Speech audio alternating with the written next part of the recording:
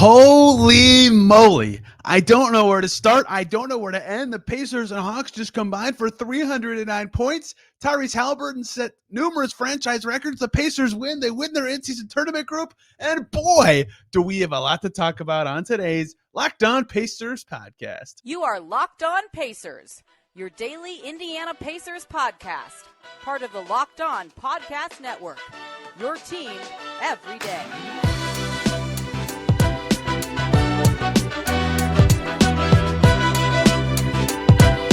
Happy Wednesday, everybody, and welcome into another edition of the Locked On Pacers podcast, where we, of course, talk about a team with a lot of new franchise records, the Indiana Pacers. As always, my name's Tony East. I cover the team for Forbes and SI, and today, no notes about the game. Don't need them. We're talking about one of the craziest regular season games I've seen in a long time. 309 total points. Pacers beat the Hawks 157 to 152. If you like defense, you're not going to like this game. You're not going to like today's podcast. If you like Tyrese Haliburton, you're going to love this game and love today's podcast because it was one of the wildest games and best displays of shot making I've seen in an NBA basketball game that ended with a Pacer win, an in-season tournament group clinching, and numerous franchise records for both the Pacers and Haliburton. And with all that, the Pacers don't get this done without Haliburton's teammates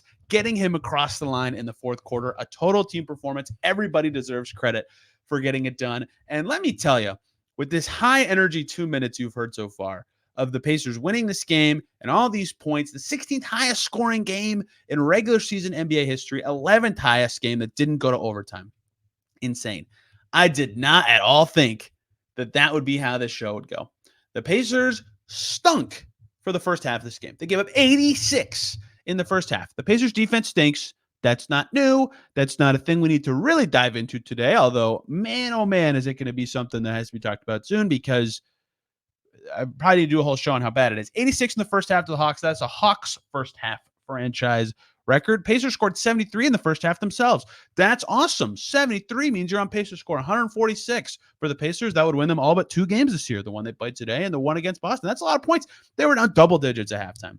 Their defense was god awful. The Hawks could not miss. To the credit of the Pacers, a tiny bit. Bogdanovic hit some just bananas, like catching above his head threes, like he was playing out of his mind, and that wasn't going to sustain. But they also gave up so many easy shots at the rim from deep, wide open all night. And so I thought this show was going to be, the Pacers defense is still terrible and is the worst in the league now, and the Pacers can't make up for it every night. And then the third quarter happened, and the third quarter was statistically the best scoring quarter any Pacers player has ever played, ever. Tyrese Haliburton in the third quarter. Let me tell you and repeat what I just said. This is a stat line for one player, not a team, in one quarter, not a game, of basketball. A 12-minute span of NBA play. Tyrese Haliburton scored 26 points, had a rebound, 4 assists, 1 steal, and a block, plus 18. Let me remind you, that was one quarter of time that Tyrese Haliburton did that. 26 points in a quarter is a Pacers franchise record for points in one quarter. The previous record for the Pacers record for points in a quarter was 25, which was held by Tyrese Haliburton and Jordan Nwora. We can't forget Jordan Nwora. 1, because he had 25 in a quarter. 2, he's on the Pacers right now. And 3, he did it in Atlanta last year. How funny is that? Just a very crazy slew of coincidences there. But Tyrese Haliburton now holds the Pacers record for points in a quarter. He was unconscious from the field in the third. It completely changed the game because he was bending the defense. He only made 1-2. He made 7 threes. And you'll never guess what I'm about to say. That is a franchise record for the Pacers. And you will never guess who previously held the Pacers franchise record for points in a quarter, or threes in a quarter, excuse me. That's right. It was Tyrese Haliburton who had 6. And also, not to be forgotten, Justin Holiday also hit 6 in a quarter one time. But my God, was Tyrese Haliburton unbelievable in that quarter. He had a couple early threes, forced the Hawks to call a timeout. And the Pacers, to their credit in this quarter, I don't have to talk about defense much in this 309-point game. They actually, they held, air quotes, the Hawks to 28. Someone laughed that I tweeted that they held them to 28. But if the Pacers held their opponent to 28 every quarter in a game, they would give up 112, and they're averaging over 125. That is held for them. They would win like every game if they held everybody to 28 points a quarter. They defended much better. They adjusted to Trey. They adjusted who was on him, right? McConnell started guarding him when he was in. McConnell in the first half was on Bogdanovich a lot. They switched that up. They were pressuring him more full court. They were double teaming him, not even letting him catch the ball. That let DeJounte Murray do some nice stuff. DeJounte Murray had a good third quarter. He had some nice buckets and passes. Trae Young still had 11 points in the quarter, but they slowed him down. They actually disrupted the Hawks, who turned it over 6 times and didn't shoot nearly as well. And Tyrese Haliburton took advantage on the other end, right? The Pacers could not string together stops in the first half. They started to in the third quarter, but it wouldn't matter if they couldn't score. But Haliburton said, I'm going to score. I'm going to do it. Every possession, he created something. 4 assists as well. So to be clear, the Pacers made 16 shots in the third quarter.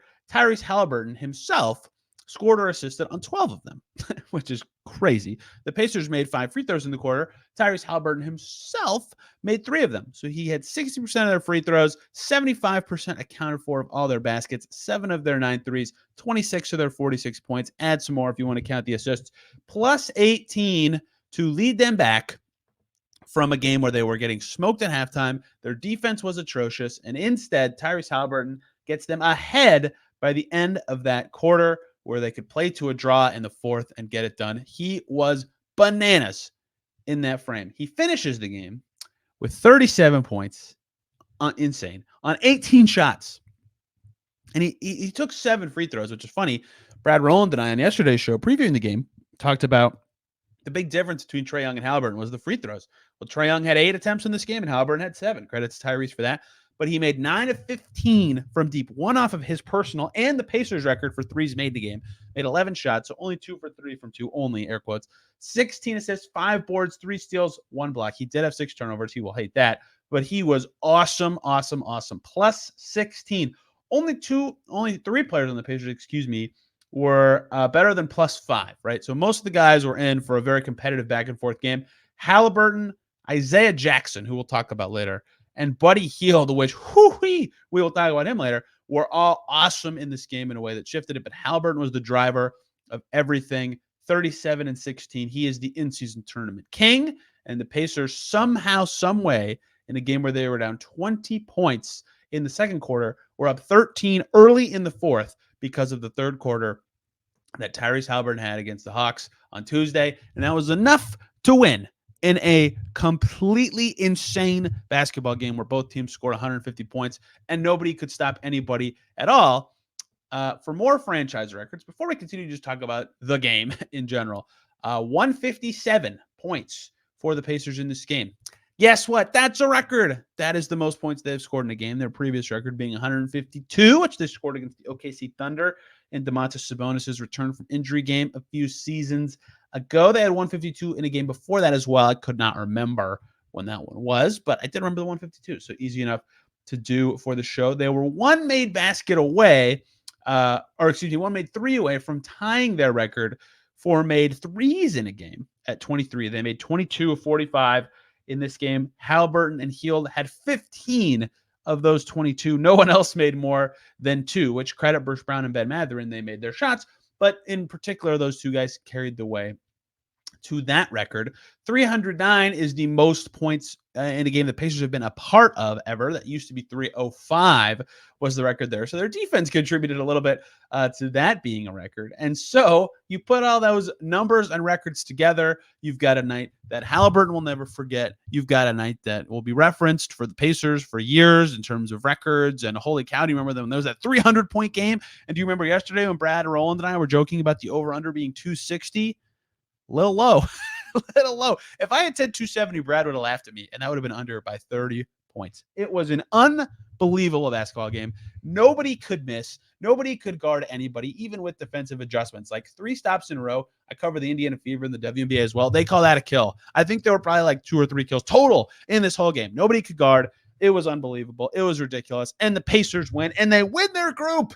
They are on to the quarterfinals of the in-season tournament. All the players getting at least $50K of prize money. We got lots more to talk about from the in-season tournament to the fourth quarter. Everybody else stepping up to everything else that happened. The Pacers changed their starting lineup. I haven't even mentioned it yet 10 minutes into the show because this game was so bananas. I can't even believe what just happened. Boy, do we have a lot to get to. But before we get to any of it, we got to talk about the wonderful people over at eBay Motors, our partners here who have teamed up with Locked On Fantasy Basketball host Josh Lloyd to bring you some of the best fantasy basketball picks each week all season long. Whether you're prepping for a daily draft or scouring the waiver wire, every week you're going to get provided insights on players that are guaranteed to fit on your roster. So let's see who Josh picked out for us this week on eBay's Guaranteed Fit Fantasy Picks of the Week. Well, one of them, many of you from Indiana will know, Jaden Ivey, Purdue guy, back with the Pistons, back in the starting five after a really funky start to the season. The Pistons stink, but they're actually playing Ivey now. He's putting up a little better numbers, and it's always going to be intriguing when a young, talented player regains a starting spot. That's why Josh has him in his spot for Fantasy Picks of the Week, along with Eric Gordon, an Indy native, Alex Caruso, Santi Aldama, and Kyle Anderson. Josh Lloyd's going to help you win your fantasy championships, and eBay Motors knows the championship team is about each player being a perfect fit, and that is the same with your vehicle. Think about your dream ride or a memory of you with your dream ride. You got to keep that car running, or you've got to keep it upgraded to your standards. And with over 122 million parts for your number one ride or die, you can make sure your ride stays running smoothly. Brake kits, LED headlights, roof pack, bumpers, whatever your baby needs, eBay Motors has it. And with eBay's Guaranteed Fit, it's guaranteed to fit your ride the first time, every time, or your money back. Plus, at those prices, you're going to be burning rubber, not cash. Keep your ride or die alive at ebaymotors.com. eBay's Guaranteed Fit, only available to U.S. customers. Eligible items only. Exclusions apply. Back here on Locked On Pacers, thanks for making us your first listen today and every single day. For your second listen, check out Brad on Locked On Hawks. What the heck will he be saying about Trae Young having that game and they're still losing? Also, check out Locked On Sports Today, 24/7 streaming channel on YouTube with all the latest from around Locked On and our national shows. You can get the latest in sports all the time, 24/7. Doesn't stop. It's there for you. Let's keep rolling on what was an unreal night for the Pacers. And I actually want to jump backwards to talk about this. Rick Carlisle pushing the buttons. Pacers, if you'll remember, for those of you who listen to the show every day, shout out to you everydayers. Or for those of you who are just in tune with the NBA, Pacers got embarrassed on Sunday. Orlando Magic were in Indy, and they were up 40 in the third quarter. They were up 38 before halftime. They were doubling the Pacers up 38-76 at one point in the game. Pacers got embarrassed. Don't worry about the final score. It was a 12-point game, whatever. They got embarrassed. And they clearly had a different tone at practice Monday, and they changed their starting lineup for Pacers Hawks. Aaron Nesmith starts for Obi Toppin. I think at some point, if the Pacers were going to tweak to their best lineup, that was going to be something that happened. They're both young, play a similar position. Toppin was fantastic in this game, so maybe we'll see that more often. The one I didn't expect is Buddy Hield started for Ben Mathurin.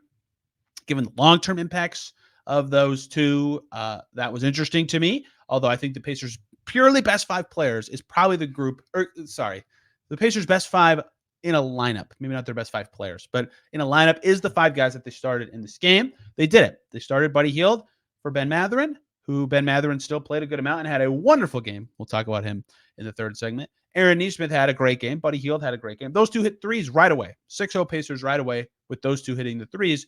They win by 5. That was a significant moment, but a big change. Mathurin back to the bench where he can have the ball a little more, do his thing. And look at that. He looked a little bit more like himself.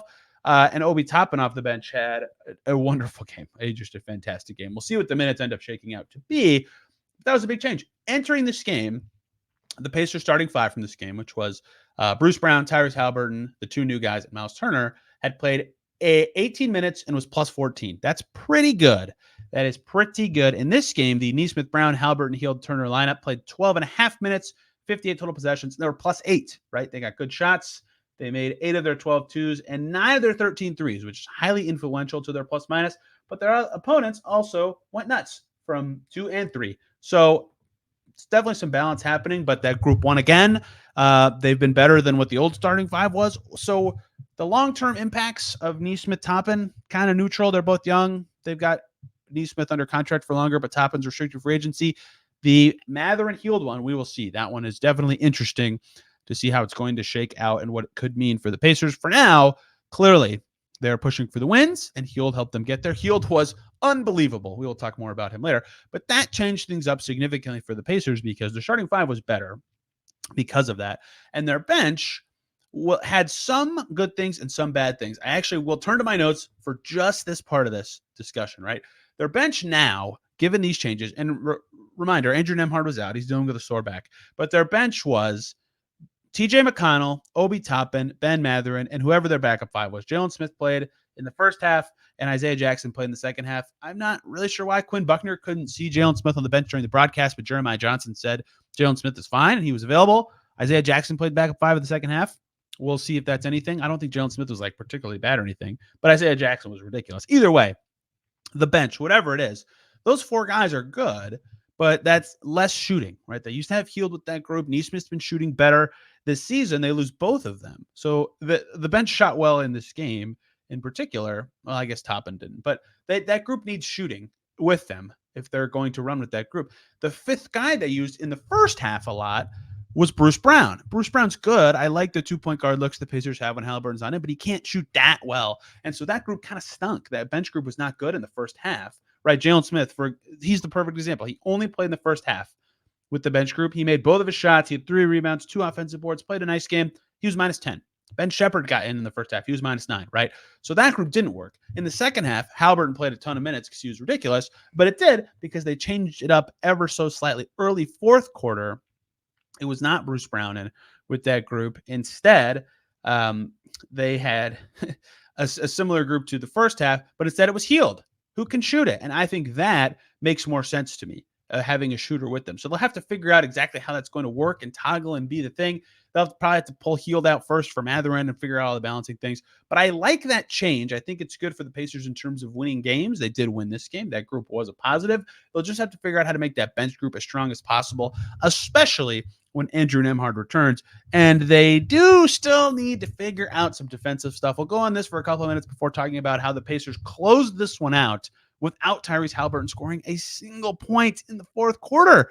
Can you believe that? This guy had how many through 3? And in the fourth, took 1 shot. No points. Ridiculous what the Pacers do to carry him across.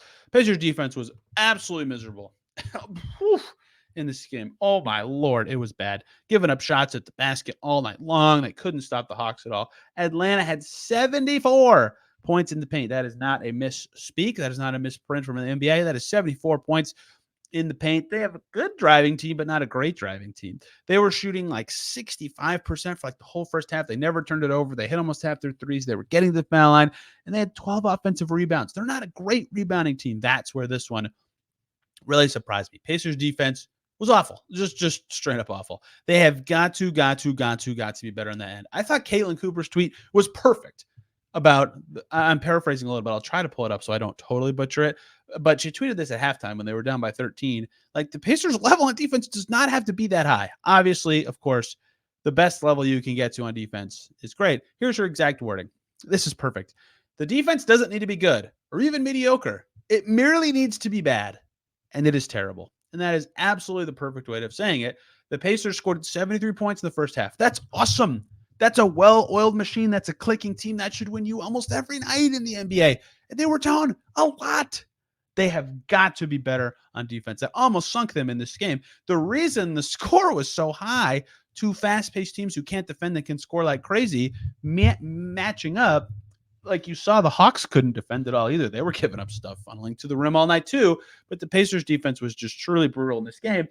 And their lineup change is not going to help their defense that much, right? Neesmith is a better defender, but they lose a lot of their bench defense success that they've had all season. That group has been really good defensively and kind of stabilizing. So without that now, right, when you're going with Nembhard, Mathurin, Toppin, Smith as your backups, you need the shooting more to me, but you're losing some defense there. So we will see how this all balances out for the Pacers, but they really struggled defensively in really all game. Obviously, you give up 152.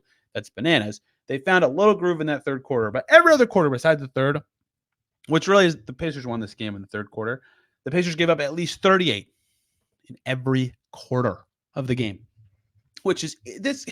The box score of this game looks fake. The Pacers' worst quarter was 34. Like, what happened? It was just absolutely unbelievable to see this game happen. And it was an in-season tournament game. And the last thing I want to talk about here before we talk about everybody else carrying Haliburton across the line in the fourth quarter. In-season tournament, Pacers win their group. They're 3-0. They've beaten the Hawks. They've beaten the Sixers. They've beaten the Cavs. Any other team that could have gotten to 3-1 now loses the direct tiebreaker to the Pacers. But because of the way other teams have beaten each other in the group, the Cavs beat the Sixers on Tuesday.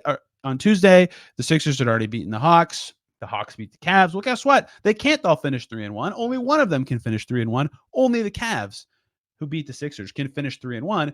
So even if the Pacers lose to the Pistons on Friday, they win the group. They will finish top seed in the group. The best the Cavs can do is second. Even if they win and have a better point differential, they lose that head-to-head tiebreaker. So Pacers win the group. They're off to the quarterfinals, which means every player on the team gets $50,000 in cash prize, even if they lose that game. If they win, that goes up.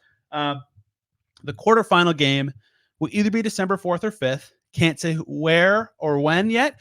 If they win their group, they have a much better chance of hosting that game. But if there's 3 4-0 teams, if the top team in each group is 4-0, point differential is a tiebreaker. So it's not yet confirmed that the Pacers will be hosting that game. And they have to beat Detroit, obviously, to even talk about being 4-0 in their own group. But they're there. They're in the quarterfinals part of the in-season tournament. Very cool. They've been killing it. Tyrese Haliburton's been unbelievable in these games.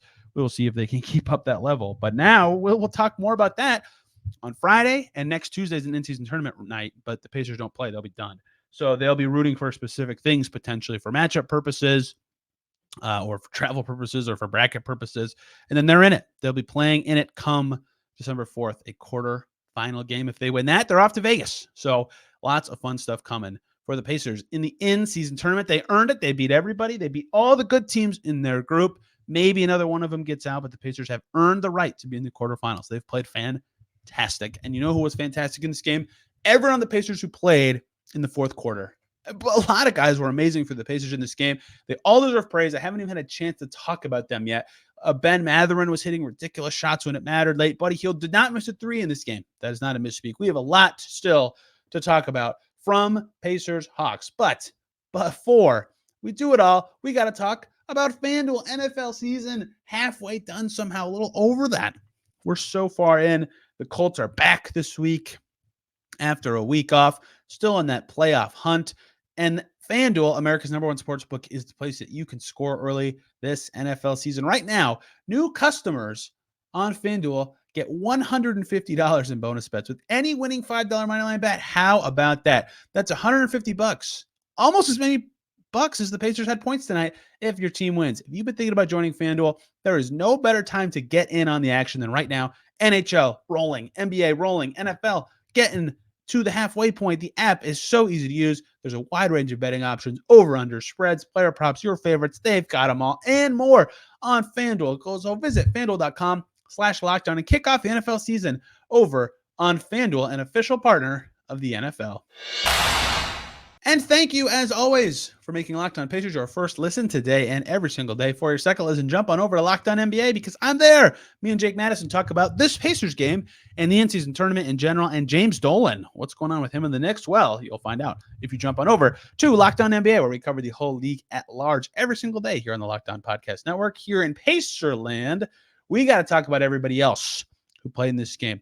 New starter, Buddy Hield, in a huge funk, like 23.8% from 3 his last 6 games after a great start. And Rick Carlisle still opts to start him.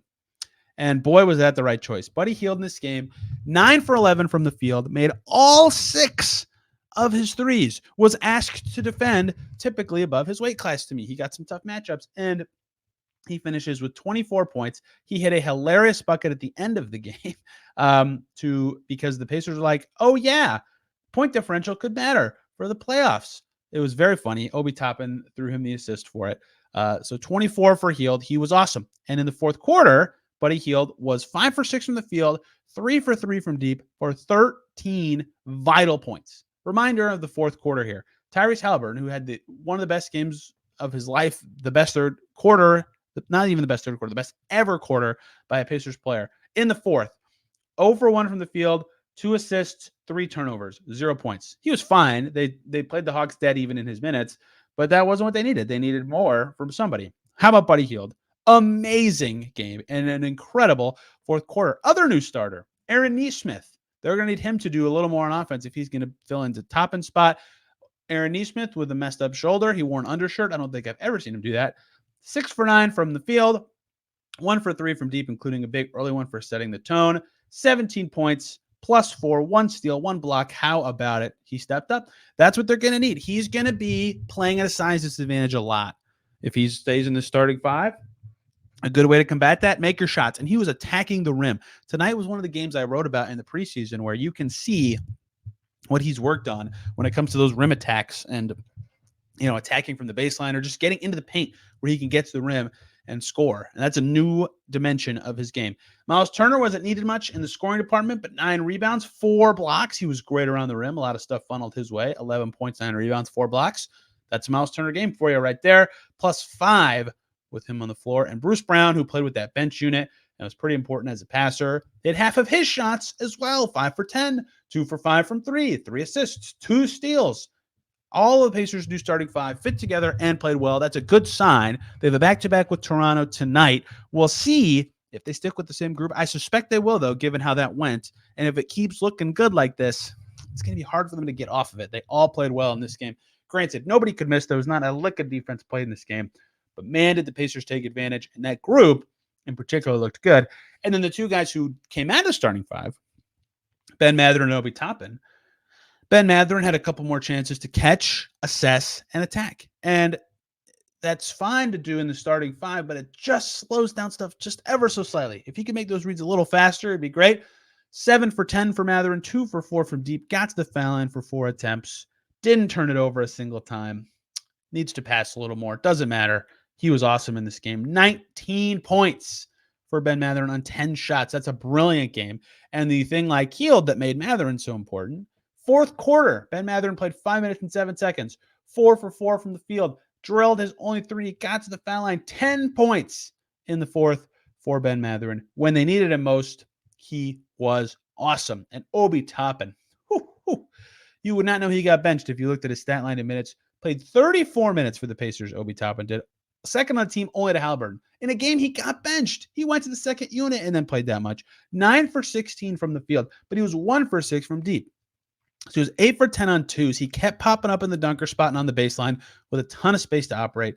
6 assists for Obi Toppin. That is not a misspeak. That is not a missprint. He was passing it in the lane. He was making good reads. He got open for 6 threes. He did not make 6 threes, but he got open for 6 threes. And 6 assists, to be clear, is tied for his career high in the passing department. He had a brilliant game. Absolutely fantastic performance from Toppin, finishing the plays, spacing out the floor. And late in this game, I can't tell what the exact reason was. I wasn't there. But tactically, both teams gave up on a center. Late in the game, Isaiah Jackson out, Miles Turner out there on the bench, and Quinn Snyder on the other side for the Hawks. He said, you know what, Okongwu out, Clint Capella out, screw this, let's go small. So the Hawks had Jalen Johnson as their small ball 5 to close the game. He played the whole fourth quarter, actually, Jalen Johnson did. And Obi Toppin, guess what? He played the whole fourth quarter too. He was the Pacers small ball 5 down the stretch. Neither of these teams could stop each other, so both coaches said, screw this. I don't need a defensive anchor. Let's just lean all into offense and try to score a bajillion points. Boy, did it work. Obi Toppin's fourth quarter, 3 for 6 from the field. He missed 2 threes, though, so 3 for 4 on 2s. Played the whole quarter.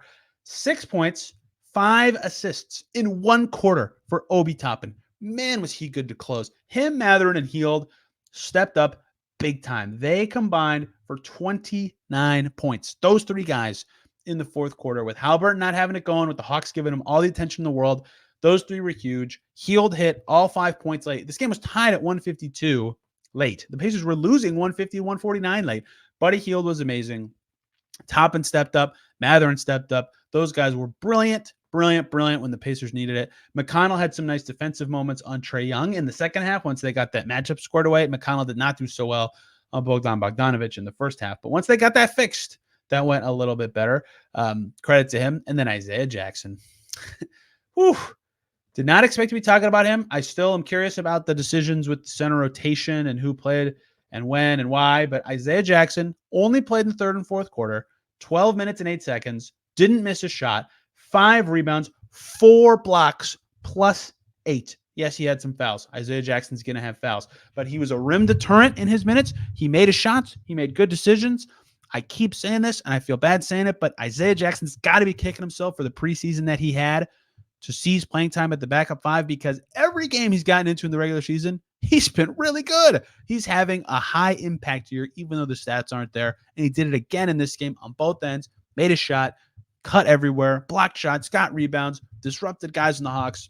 He was really great filling in. I still don't know why. I don't think Rick explained why the center thing happened the way it did with him and Smith, but Smith didn't miss a shot either. Like, those guys going 3 for 3 is great. Toppin filling in as a much needed 5 was great. Everybody who played did something. Ben Shepherd hit 2 shots in this game. So everybody who played was huge. Nobody who played could defend anybody. Pacers will need to be better on defense going forward. We all know that. I don't want to talk about that on a day they scored 157 points. I want to talk about how freaking cool that game was. 1 of 1, 309 points. Are you kidding? Miles Turner's tweet after the game summed it up perfectly. Known as a defender, Miles Turner tweeted, "I watched this league change so much. My God, 309 combined points is OD. It was ridiculous." Quinn Buckner's dancing in the locker room. Tyrese Haliburton's posting videos of it. The Pacers are on to the quarterfinals. They just had a historic night. It was unbelievable. They're 8-5. They're a good team. They've got to defend better, but they are really hard to stop when they play like this. And Rick Carlisle pushed some good buttons with their lineups today and knows clearly by his adjustments in the second half how he can continue to push better buttons going forward. We'll talk more about the Pacers tomorrow night because they play a game today somehow. It's going to be tough to follow that one up from an energy perspective. Pacers Raptors tonight in Indy. Last game before Thanksgiving. We'll talk about it all tomorrow night. No more guests this week. It's hard to bother people during Thanksgiving week. I don't want anybody to step away from their families to talk to me about Pacers basketball. So just me the rest of this week talking Raptors tomorrow and any other general topics if the game doesn't warrant 30 minutes of discussion, previewing the Pistons and in-season tournament standings and situations, and another general topic for Friday. And then we'll get next week into what happened in that game, where the Pacers will play in the tournament, all sorts of stuff like that. It's all coming here on Locked On Pacers. Hope you guys really enjoyed today's show and this game. It was unbelievable. It was completely ridiculous. And I just talked about it for 32 minutes and 25 seconds. And I looked at my notes once, and I looked at the box score a lot because the numbers are big and it felt like they kept getting bigger and it was crazy. And the Pacers are really hard to stop. And I can't stop talking, so I need to. Thank you all for listening. I'm on Twitter at Tony R. East, and this show is there at Locked On Pacers. Back tomorrow talking Pacers Raptors, see if they can follow up a historic night with another one. Till then, everybody have a fantastic day.